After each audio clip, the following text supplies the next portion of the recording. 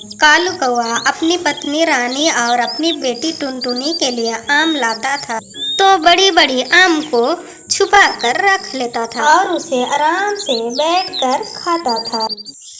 एक दिन कालू कौआ अपनी दुकान पर आम बेच रहा था। अरे वाह कालू भाई, बड़े ही अच्छे आम दिख रहे हैं। जरा मेरे लिए आम तो पैक करना।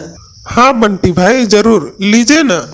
मैं अभी आपके लिए 2 किलो आम पैक कर देता हूँ। कालू कौआ जल्दी से छोटी वाली आम पैक करके बंटी कबूतर को दे देता। अरे कालू भाई, अरे कालू भाई, ये छोटी वाली आम मुझे मत दो, मुझे तो बड़ी वाली आम चाहिए। अरे चिंता ना करो बंटी भाई, मैं तुम्हें मीठे आम दे रहा हूँ। वो बड़े वाले आम तो देखने में सुंदर लग रहे हैं, खाने में तो छोटे आम मीठा है। ये वाले आम ले जाओ, फिर देखना कल फिर से आओगे मेरे दुकान पर आम लेने। कालू कौआ छोटे वाले आम दे देता है और बंटी कबूतर उसे ले जाता। जल्दी से इन बड़े वाले आमों को छिपा देता हूँ, वरना कोई ग्राहक आया तो वो बड़े वाला आम मांगेगा। कालू कौआ अपने बड़े आमों को छुपाने जा रहा था कि तभी वहाँ टुनी चिड़िया आ जाती है। अरे कालू भाई, मुझे बड़े वाले आम 1 किलो देना। और तुम इन आमों को नीचे छुपा क्यों रहे हो? सामने रखोगे तो इससे लोग जल्दी से खरीदेंगे और तुम्हारे आम जल्दी बिक जाएंगे। अरे टूनी बहन, क्या बताऊं, ये बड़े वाला आम को कोई नहीं लेता क्योंकि ये ज्यादा मीठे नहीं हैं। इसलिए मैं इन्हें उठाकर नीचे रख रहा था और ये अच्छे ताजे वाले आम ऊपर रख रहा था। क्या कह रहे हो कालू भाई? ये बड़े वाले आम तो बड़े ही अच्छे होते हैं। और कालू कौआ टुनी चिड़िया को भी छोटी वाले आम दे देता है और बड़े वाले आम किसी को भी नहीं बेचता। शाम को जब कालू कौआ वापस अपने घर जाता है तो बड़े वाले आम को अपने साथ लेकर जाता है और अकेले ही बड़े वाले आम को खाता है। तभी कालू कौआ की बेटी टुनटुनी अपने पापा के पास आकर बैठ जाती है। पापा, मुझे भी आम खाना है। मुझे भी बड़े वाले आम बहुत पसंद है। मुझे भी आम दो ना खाने के लिए। तुम लोगों से मैं कितनी बार कहा है, बाहर में छोटी वाली आम रखा है, जाओ उसी में से निकाल कर खाना। जितना खाने को दिल करे उतना खाना, लेकिन मैं ये बड़ी वाली आम नहीं दूंगा। मैं दुकान में भी बड़ी वाली आम किसी को नहीं बेचा। और तुम लोगों को क्या लगता है मैं ये बड़ी वाली आम तुम लोगों को दूंगा? बिल्कुल भी नहीं दूंगा। कालू को टुनटुनी पर चिल्लाता हुआ देख उसकी पत्नी रानी वहाँ आ जाती अरे है। ऐसा क्या कर दिया जो आप इसके ऊपर चिल्ला रहे हैं? मैं तो बस पापा से ये बड़े वाला, लेकिन पापा ने मुझे चिल्ला दिया। देखो रानी, मुझे आराम से आम खाने और मुझे परेशान मत करो। खाते वक्त कोई परेशान करता है तो मुझे अच्छा नहीं लगता और मुझे बहुत गुस्सा आता है। और तुम और टुनटुनी यहाँ से चले जाओ और मुझे आराम से आम खाने दो। मैंने बहुत सारी पक्षियाँ देखी है, पर तुम्हारे जैसा आम के लिए लालची चिड़िया कभी नहीं देखी, जो आम के लालच में अपने ही बेटी और पत्नी के ऊपर चिल्ला रहे हो।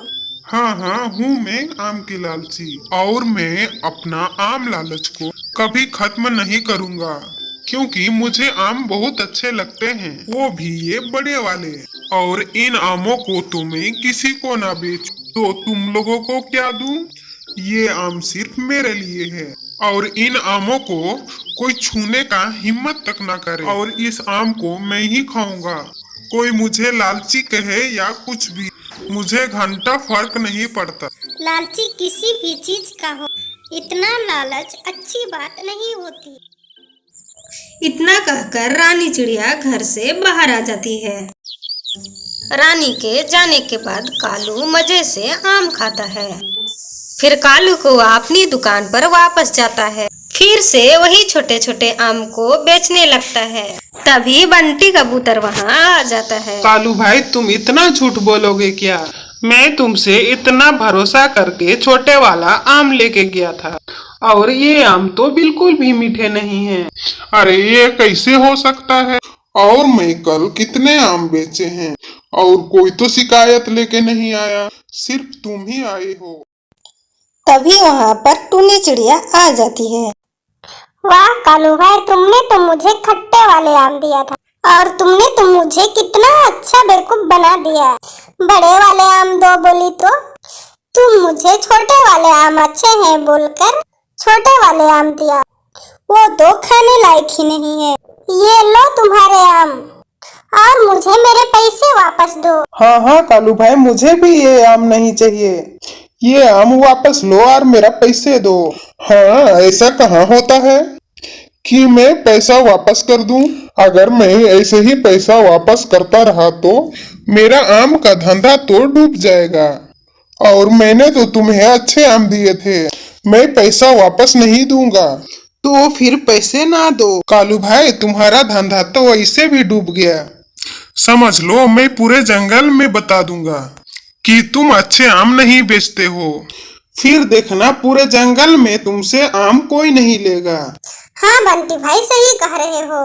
मैं भी अपने आसपास के लोगों को बता दूंगी कि तुम सबसे खराब आम बेचते हो, फिर तुमसे कोई भी आम नहीं खरीदेगा। बंटी कबूतर और टुनी चिड़िया पूरे जंगल में ये बात फैला देते हैं कि कालू कौआ अच्छे आम नहीं बेचता, वो बहुत ही खराब आम बेचता है, उसे कोई भी आम मत लेना।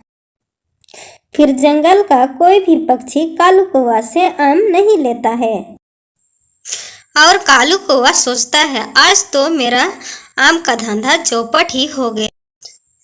फिर कालू कौआ अपनी घर की ओर चला जाता है और कालू कौआ बहुत ही चिंता कर रहा था। क्या हुआ, इतना चिंतित लग रहे हो टुनटुनी के पापा? अरे तुम सही कह रही थी रानी, मुझे मेरी लालच का फल मिल ही गया है। मुझे आम को लेकर इतना लालच नहीं करना चाहिए था। मेरा दुकान तो अब बंद ही पड़ गया है। अब मैं क्या करूं, मुझे तो कुछ समझ में ही नहीं आ रहा है। तुम्हारी बात नहीं मानी इसलिए मुझे सजा मिल रही है, लेकिन मैं अब लालच करना बंद कर दूंगा। इस तरह लालची कौवे को उसकी लालच का फल